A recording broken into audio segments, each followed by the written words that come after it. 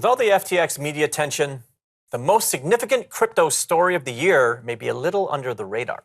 The SEC and Ripple are currently in the throes of an intense legal battle that may set a legal precedent for the entire industry. My guest today, Aaron Kaplan, will help clarify some details on this vitally important lawsuit.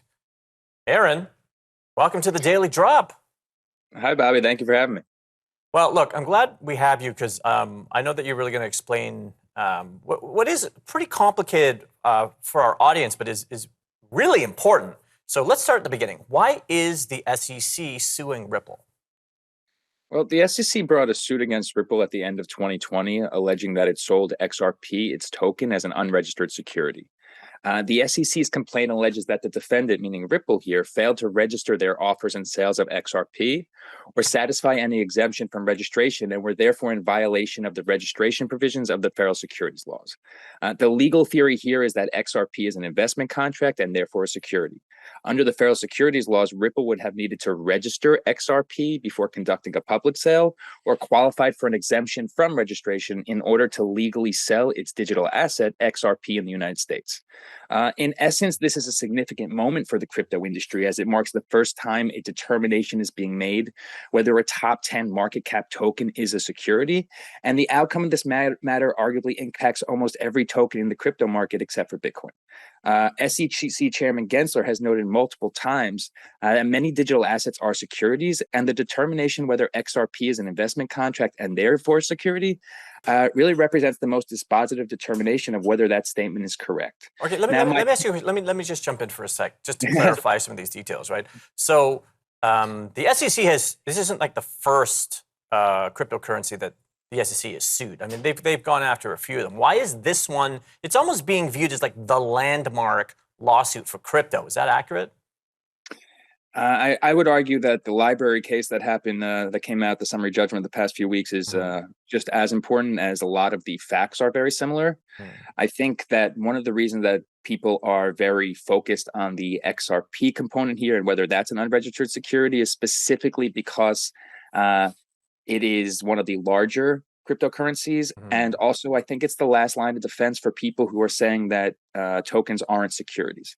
If the Ripple matter comes out such that it's a determination that it's an unregistered security, that's an investment contract, and therefore it is a security, I don't think anyone will be able to make that argument anymore. And right now, anyone who's making that argument is best served by Ripple not being a security. Okay, let me ask a question about the profile, because I think that was quite brilliant what you said, right? Because you're right, like it was really like last week or the week before, the SEC had sued Library and they won very similar case. But the Ripple one is getting way more attention. And is it just that? Like, is the SEC targeting, I don't know, for lack of a better term, the more famous cryptocurrencies to send a message? I don't think it's that at all. Ripple raised, I believe the SEC said $1.3 billion. Library now raised, I think they raised a couple million at most. So the magnitude of the result is bigger, but the precedent and the case law already exists. And before that, there was Kick and Ton and other matters. And you could argue that the SEC is undefeated when it comes to the determination of whether a token is a security. Okay, well, let me ask you a question then. So if that's the case, and I could tell you're a lawyer, you argue so persuasively. Why don't they just sue every single one? I don't think it's hard for me to speak on behalf of the SEC, but I don't think that they're trying to crush the industry. I think that they've really allowed as much as they could innovation to continue. And when the industry reaches a certain size, there needed to be regulation in order to ensure investors are protected. What we've seen recently, particularly with the FTX saga, is that the retail investors left holding the bag. And when that occurs, the best way to prevent that from occurring in the future is the application of the federal securities laws.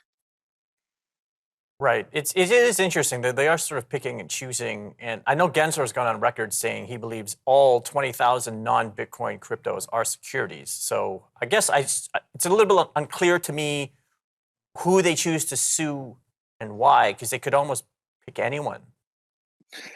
Again, it's not a question of if, it's a question of when enforcement happens. Violation of the securities laws occurred in theory. And if that violation has occurred, it's the SEC's responsibility to enforce the laws and make sure that those preventions don't occur. Those violations don't occur in the future. Okay, let's get more into it after the break. We got Aaron Kaplan here on the Daily Drop.